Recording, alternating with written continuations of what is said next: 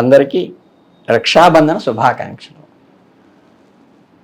ఈ రక్షాబంధన గురించి ప్రత్యేకంగా తెలుసుకోవాల్సింది ఏంటంటే, చక్కగా ఒక పంచ ఉపచారాలు అనేవి చేయాలి.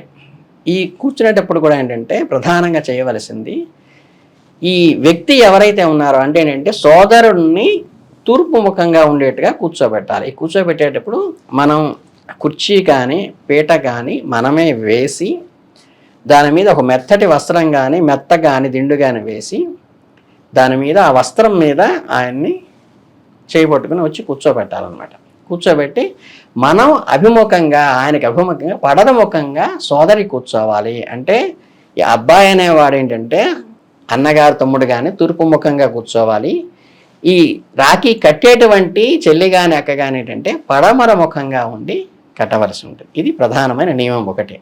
రెండో నియమం ఏంటంటే, కూర్చోబెట్టిన తర్వాత ఆయనకి ఆసనం అంటే ఆసనం వేసాను. ఆసనం వేసిన తర్వాత ఏంటంటే ఆయనకి ప్రధానంగా మనకి బొట్టు అనేది కొట్టవలను. అంటే ఆయనకి తిరునామం ఉన్నప్పటికీ కూడా, లేకపోతే ఏదైనా విభూతి రేఖలు ఉన్నప్పటికీ కూడా మన చేత్తో మనం బొట్టు పెట్టవాలి. ఈ బొట్టు పెట్టే దాంట్లో కూడా ఏంటంటే ఇలా తీసుకుంటే ఈ 2 వేళ్ళు వర్జ్యం అన్నారు. తర్జని కానీ కనిష్టం కానీ వర్జ్యము అన్నారు. అంటే బొట్టు పెట్టడానికి పనికి రాదు అని చాలామంది ఇలా వేసుకుని అలా పెట్టుకుని ఉంటారు. అది కరెక్ట్ కాదనమాట. మనం ఈ 3 వేళ్ళు ఉపయోగించాలి. ఈ 3 వేళ్లలో కూడా మనం ఏదైనా సరే పొడుగ్గా పెట్టేటప్పుడు బొట్టు శుభ్రంగా ఏంటంటే కుంకం తీసుకుని చక్కరంగా ఇలా నుదుటి మీద అలా అన్నయ్యకి పెట్టచ్చు, ఒక పద్ధతి. లేదు చుక్కలాగా పెట్టాలంటే మన తిరుచున్నం కానీ గంధం కానీ ఈ వేలుతో కానీ మధ్య వేలుతో కానీ ఉంగరం వేలుతో కానీ తీసుకుని ఈ మనకి భూమధ్యంలో, అంటే ఇది సూర్యనాడి అంటారు, ఇది చంద్రనాడి అంటారు, ఈ సుషుమ్నా నాడి అని ఉంటుంది. అంటే 2 కనుబొమ్మలకి పైన ఈ ట్రయాంగిల్గా గీస్తే, ఈ ట్రయాంగిల్ ఈ అడ్డగీత గీసుకుని పైకి ఇలా గీస్తే ట్రయాంగిల్ ఎక్కడైతే వస్తుందో ఈ పాయింట్లో మనం అది సింధూరం కానీ చందనం కానీ తిరుచూర్ణం కానీ మనం ఈ వేలుతో కానీ ఇలా కానీ పెట్టవచ్చు. అది అక్కడికి తిలకధారణ అవుతుంది. తిలకధారణ అయిన తర్వాత ఏంటి, ప్రధానంగా గంధం భూతత్వంగా గంధం రాయాలి. ఈ గంధం ఏంటంటే 2 చేతులకి, అంటే ఈ అరచేయి కదా, ఈ వెనక పక్క 2 చేతులకి గంధం మనం రాయవలసి ఉంటుంది. ఈ పన్నీరు గంధం తీసుకుని దాన్ని ఇలా 2 చేతులకి రాయాలి అన్నగారికి. రాసిన తర్వాత ఏం చేయాలంటే, ప్రధానంగా ఇక్కడ ధూపం అనేస్తాం.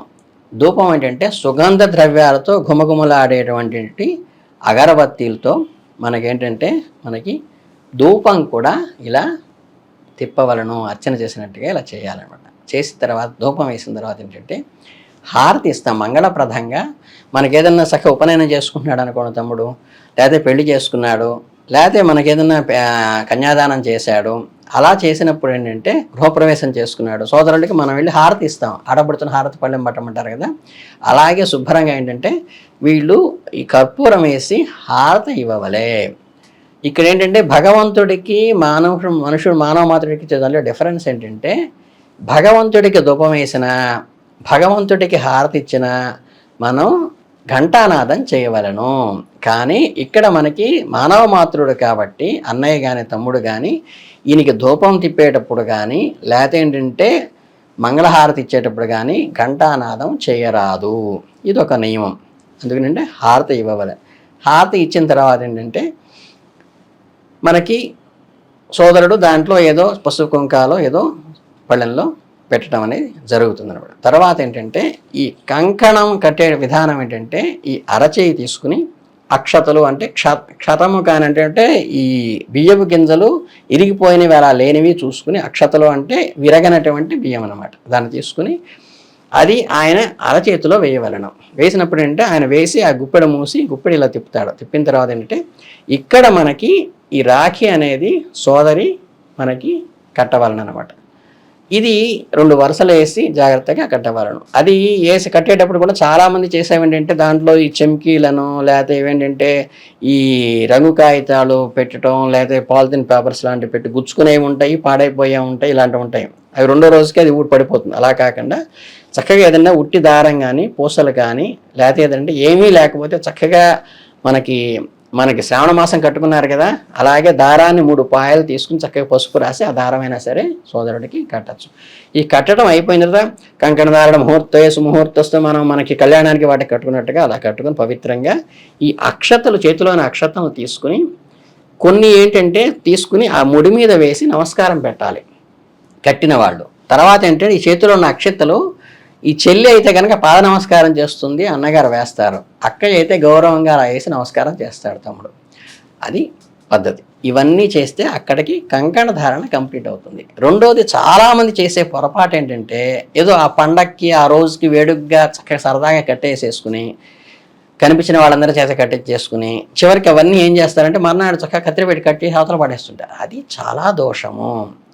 ఇదేంటంటే భర్త భార్యకి మంగళసూత్రం కట్టినప్పుడు నీకు జీవితాంతం అండగా ఉండి నేను భరిస్తాను అలా కమిట్ అయ్యారో, ఈ సంవత్సరం అంతా నీకు నేను అండగా ఉంటానని సోదరికి ఈ కమిట్మెంట్ అనేది ఇస్తాడు అన్నయ్య. అంటే నీ కష్టం వచ్చినా సుఖం వచ్చినా నీకు అండగా ఉండి నేను చూసుకుంటాను అని ఒక బంధానికి ప్రామిస్గా ఇచ్చేటువంటిది కంకణం అనమాట. నన్ను రక్షించు నాయన అని చెప్పేటటువంటిది కంకణం. ఈ కంకణాన్ని దానంతరది జీర్ణం అయితే తప్పితే దానంతరం అది జీర్ణం అయిపోయి మెత్తపడిపోయి చీకిపోయి వెళ్ళిపోతే ఏంటంటే దాన్ని తీసి ఏంటంటే శుభ్రంగా మనం ఏ పారే జలంలో కానీ నదిలో కానీ లేకపోతే ఎవరో తొక్కనటువంటి మొక్క మొదట్లో కానీ వేసేస్తాం దాన్ని పవిత్రంగా. యజ్ఞోపవీతాన్ని విసర్జన తర్వాత ఎంత పవిత్రంగా చూస్తామో కంకణాన్ని కూడా అంత పవిత్రంగా చూడాలి. లేదు మనకే ఏదైనా ఇబ్బందికరంగా ఇవి ఉండి మనం తీసి పక్కన పెట్టినప్పుడు ఏంటంటే అది విడిగా పెట్టుకుని మళ్ళీ తర్వాత సంవత్సరం తర్వాత తీసేయటం కానీ లేకపోతే 21 days మినిమం ఉంచుకోవడం చేస్తాం. కానీ ఏంటంటే పెట్టుకుంటే ఏంటంటే ఇప్పుడు నాకుంది, మా లాస్ట్ ఇయర్లో మా అక్కయ్యలు ఇద్దరు చక్కగా శారద ఇందిర రేణుక అని వాళ్ళిద్దరు అంటే ఒక లక్ష్మి ఒకటి సరస్వతి ఒకటి పార్వతి అనమాట. ముగ్గురు కట్టిన కంకణాలు ఇప్పటిదాకా ఉన్నాయి. మళ్ళీ రేపు శ్రావణ పౌర్ణమికి నేను శుభ్రంగా ఏం చేస్తాను, ఇవి వాళ్ళ చేతే ఎవరు కట్టింది వాళ్ళ చేత అది ఇప్పతీయించేసేసి దాన్ని నిమజ్జనం అంటే ఏంటంటే చక్కగా పారే నీళ్ళల్లో నమస్కారం పెట్టుకుని అక్కడ చెట్టు మొదల్లో వేయించేసేసుకుని తర్వాత కొత్తవి కట్టుకోవడం అనేది జరుగుతుంది. దానంతటది జీర్ణమయ్యేదాకా కూడా తీసి పారేయడం అనేది దోషము. దాన్ని జాగ్రత్తగా పవిత్రంగా ఆ రక్ష ఎన్నాళ్ళు ఉంటే నేను అన్నాళ్ళు నేను రక్షగా ఉంటానని చెప్పుకోవడానికి కట్టుకునేటువంటి పవిత్రమైనవి. ఇందులో ఏంటంటే ప్రధానంగా చూసుకోవాల్సింది మనకి 4 మహాయోగాలు వచ్చినాయి ఈ సంవత్సరం. ఏంటవి? శశరాజయోగం వచ్చింది, లక్ష్మీనారాయణ యోగం వచ్చింది, బుధాదిత్య యోగం వచ్చింది, మనకి కుబేర యోగం వచ్చింది. అలాగే సంవత్సరంలో భద్రనీడ అనే పడుతుంది కాబట్టి మధ్యాహ్నం తర్వాత మాత్రమే సాయంత్రం 6 లోపు కట్టుకోవాలి. మూడోది ఏంటంటే ఏ దిక్కున కూర్చోవాలి, ఏమేమి ఉపచారాలు చేయాలి. నాలుగవది ఏంటి, మన కంకణ ధారణకి పాటించవలసిన కంకణానికి ఇవ్వాల్సిన గౌరవము మర్యాద ఏదైతే ఉందో దాన్ని పాటిస్తూ చేయాలి. అది దానంతరం జీర్ణమయ్యేదాకా కూడా కంకణానికి భద్రంగా అట్టు పెట్టుకోవాల్సిన అవసరం అయితే ఉన్నది. ఈ నియమాలు పాటిస్తూ కనుక మీరు శుభ్రంగా ఈ సంవత్సరం జాగ్రత్తగా దాన్ని ఏదో వేడుక కోసమో ఏదో ఇలా ఆడంబరం కోసమో కాకుండా ఇది ఒక పవిత్రమైనటువంటి కంకణ ధారణగా భావించి ఆ రకంగా దానికి నియమాలు తెలుసుకుని పాటిస్తూ గనక చేసుకున్నట్లయితే ఆ ఫలితం మీ అందరి మీద ఉండి చక్కగా ఈయన మంచి ఆయురారోగ్యాలతో మంచి ఆయుష్ పెరుగుతుంది సోదరుడికి, ఈవిడికి సౌభాగ్యం బ్రహ్మాండంగా ఉంటుంది సోదరికి, ఇద్దరి ఇళ్ళు కూడా వెలివిరిసి కలిసి వస్తుందని శాస్త్ర ప్రమాణికంగా ఉంది. కాబట్టి ఈ రకంగా ఆచారం తెలుసుకుని చక్కగా ఇంట్లో కూర్చుని ఇవి చేయాలి. తప్పితే ఏదో రోడ్లోనో బజార్లోనో ఆఫీస్లోనో గడగడ పోతుంటే గవో మెట్టెక్కుతుంటే నేను వచ్చి కడతానంటాం, లేదా ఏదో డబ్బులు తీసుకుని సినిమాకి వెళ్ళటం కాదమ్మా. అది చాలా పవిత్రమైంది. కాబట్టి ఈ పవిత్రమైన కార్యాన్ని పవిత్రంగా చేసుకుని మీరందరూ దాని యొక్క ఫలితాన్ని ఆధ్యాత్మికమైన ఆదిభౌతికమైనటువంటి ఫలితాలను మీరందరూ పొంది మీ కుటుంబాలు క్షేమంగా సంతోషంగా వెలివిరియాల మనస్ఫూర్తిగా కోరుకుంటూ ఆశీర్వదిస్తూ శుభాభినందనలు.